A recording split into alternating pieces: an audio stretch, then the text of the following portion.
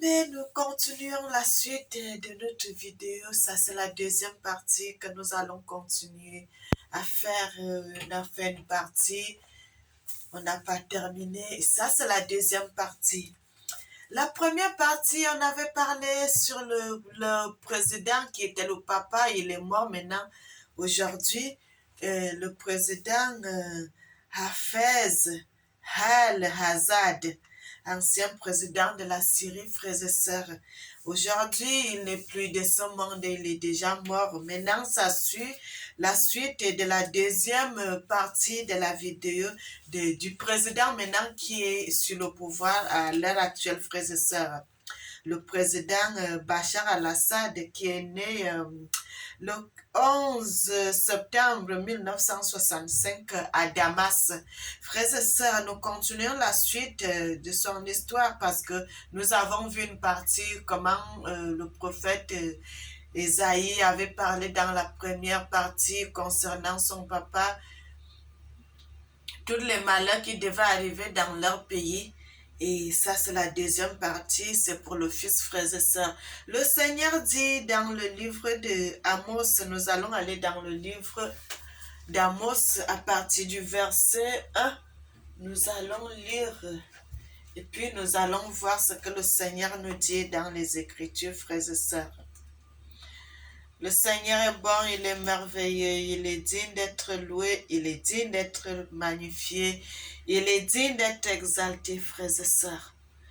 Le Seigneur est digne, le Seigneur est digne. Le Seigneur est le Tout-Puissant. Nous allons aller dans le livre d'Amos. Amos, à partir du verset... Amos 1, à partir du verset 12. Dans le livre d'Amos, à partir du verset 12, on peut même commencer au verset 1. Le Seigneur dit, « Je briserai les verrous de Damas et j'exterminerai de Bagdad.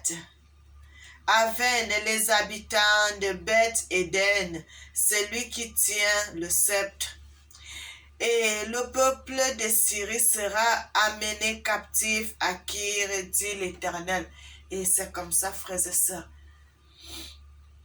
Le verset 6 dit, « Ainsi par l'Éternel, à cause de 3 crimes de Gaza, même de 4, je ne révoquerai pas mon arrêt, parce qu'ils ont fait une foule de captifs pour les livrer à Édom. » Verset pour les livrer à Édom, frères et sœurs. Nous allons au verset 7. La Bible dit, « J'enverrai le feu dans les murs de Gaza et il dévorera les palais de Gaza. » Frères et sœurs, le Seigneur dit quoi? Le Seigneur dit qu'il y aura un incendie dans le palais de Gaza, frères et sœurs. Dans le palais de Gaza, et il dévorera les palais. Il va dévorer non seulement une maison, mais les palais. Il va détruire, le feu va brûler là-bas. Il y aura beaucoup d'incendies, frères et sœurs, qui va détruire les palais. Et au verset 8, il dit, « J'exterminerai à Doua les habitants de Ascalon, celui qui tient le sceptre, le jeune. Je tournerai ma main contre Édom et le reste des Philistins partira, dit le Seigneur l'Éternel. » Le verset 9 dit, frères et sœurs, « Ainsi par l'Éternel, à cause des 3 crimes, même de 4, je ne révoquerai pas mon arrêt, parce qu'ils ont livré à Édom une foule de captifs sans se souvenir de l'alliance fraternelle. » Verset 10. « J'enverrai le feu dans les murs de Tyr et il dévorera les palais. » Bien-aimés, tout ceci, c'est les malheurs qui vont arriver dans ces pays qui sont inscrits déjà dans les Écritures. Frères et sœurs, nous, on ne peut rien changer. On est là seulement pour parler parce que le Seigneur a déjà Il dit ici là qu'il a déjà donné son arrêt. Donc on ne peut plus rien faire. On attend seulement l'accomplissement de cette parole. Bien-aimés, vous savez pourquoi il y a des choses, il y a le malheur sur la surface de la terre? Parce que les gens ne veulent pas écouter.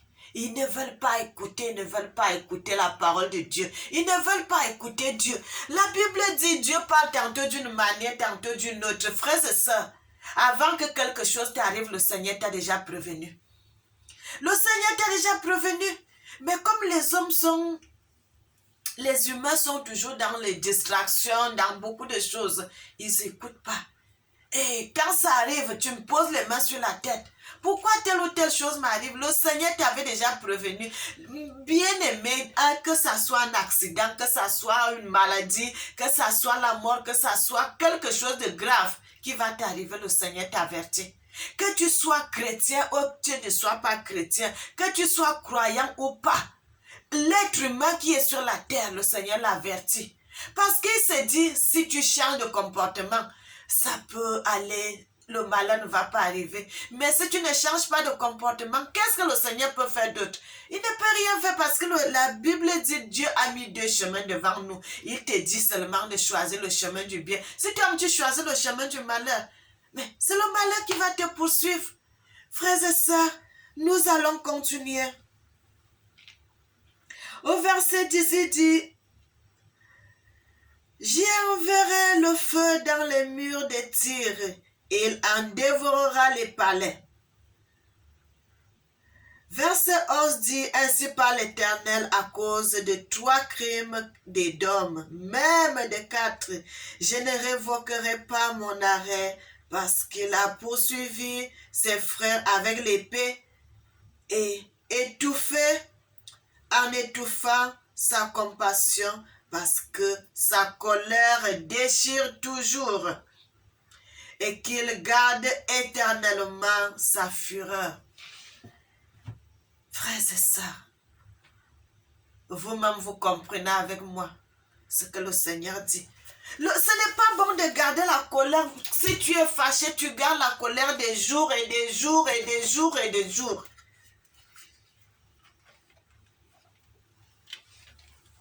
Tu es en train de ruminer, tu dis non, je ne laisserai pas, on te donne le conseil, je ne peux pas laisser, je ne peux pas laisser, je ne peux pas laisser. Le Seigneur dit, il a gardé la colère jusqu'à il a étouffé, il a tué ses frères avec l'épée. Il a tué ses frères avec l'épée, frères et sœurs. Et c'est à cause de ça que le Seigneur dit, il ne laissera pas. Il n'a pas eu compassion. Je vais reprendre ce verset, frères et sœurs, c'est le verset 11. Il dit, ainsi par l'Éternel, à cause des 3 crimes d'Édom, même de 4, je ne révoquerai pas mon arrêt parce qu'il a poursuivi ses frères avec l'épée, en étouffant sa compassion parce que sa colère déchire toujours et qu'il garde éternellement sa fureur. Verset 12. Voilà, ça c'est le verset que je voulais vous montrer, frères et sœurs, qui concerne la Syrie. Ça, c'est une ville de Syrie que le Seigneur va parler ici. Le Seigneur dit, j'enverrai le feu dans tes mains, et il dévorera les palais de Bosra. Bosra, c'est une ville de la Syrie. C'est une ville de la Syrie. Et le Seigneur dit que le palais, il y a un palais, les maisons du roi, les maisons des présidents. Et le Seigneur dit, il enverra le feu dans le palais là et ça prendra feu. Frères et sœurs, vous voyez le malheur qui poursuit ces gens à cause de la colère, à cause des crimes, à cause de beaucoup de mauvaises choses qu'ils sont en train de faire, frères et sœurs. Le Seigneur est bon, le Seigneur est bon. Le Seigneur dit de changer nos cœurs. Quand dans la Bible, on dit, déchirons nos habits. Ce n'est pas de déchirer les habits, frères et sœurs, parce que c'est un code. C'est de déchirer le cœur, de changer de comportement, de changer de mentalité, de changer un peu notre façon de voir les choses, notre façon de vivre. Il y a des gens qui gardent la colère jusqu'à...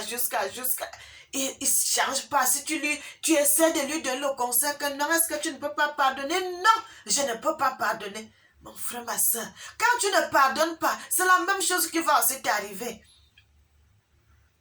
C'est la même chose qui va t'arriver. Le Seigneur dit qu'il garde la colère, une compassion parce que sa colère déchire toujours et qu'elle garde la fureur. Donc, il fait des années avec cette colère. Il rumine ça dans le cœur. Il rumine ça dans le cœur et dit, je ferai du mal à cette personne. Je ferai du mal, je ferai du mal, je ferai du mal. Et jusqu'à ce qu'il parvienne à faire du mal. Bien-aimé, le Seigneur est bon, il est merveilleux, il est digne d'être loué, il est digne d'être magnifié, il est digne d'être exalté. Je voulais continuer à faire la suite de ce que on avait vu sur la première partie et de terminer cette vidéo, frères et sœurs. C'est la deuxième partie que je voulais qu'on termine et puis terminer avec ça. Le verset 13, frères et sœurs, on va un peu essayer de descendre au verset 13. Le verset 13 dit, ainsi par l'Éternel, à cause de 3 crimes des enfants d'Amon, même de 4, je ne révoquerai pas mon arrêt. Parce qu'ils ont fendu les ventres des femmes enceintes de Galade afin d'agrandir leur territoire. J'allumerai un feu dans les murs de Rabat et dévorera les palais au milieu des crimes et des guerres, au jour de combat, au milieu de l'ouragan et du jour de tempête. Et le roi s'en ira en captivité, lui, ses chefs, avec lui, dit l'Éternel. Frères et sœurs, ici le Seigneur continue à parler. Ici le Seigneur parle du Maroc.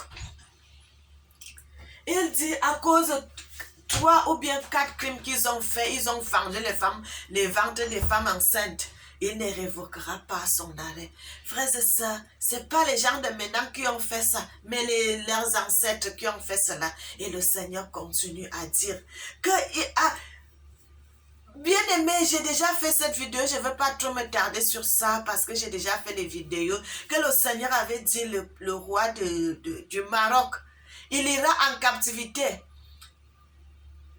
Il ira en exil, pas en captivité. Il va aller en exil. Donc, quand la guerre va commencer, quand on va commencer à brûler ses palais, il va fuir. Lui, ses enfants, et puis les chefs les dirigeants qui seront avec lui, ils vont aller ensemble. Et le Seigneur dit, l'armée, les gens qui vont combattre dans son armée, parce que quand le roi, lui, va fuir, les gens vont continuer à faire la guerre à leur territoire avec les militaires de son pays. Le Seigneur dit qu'il y aura une partie des militaires du Maroc qui iront aussi, qu'on va prendre, qui seront des captifs. Il y aura même aussi des femmes qu'on va prendre, qui seront aussi des captifs, qu'on va amener captifs dans leur pays, frères et sœurs.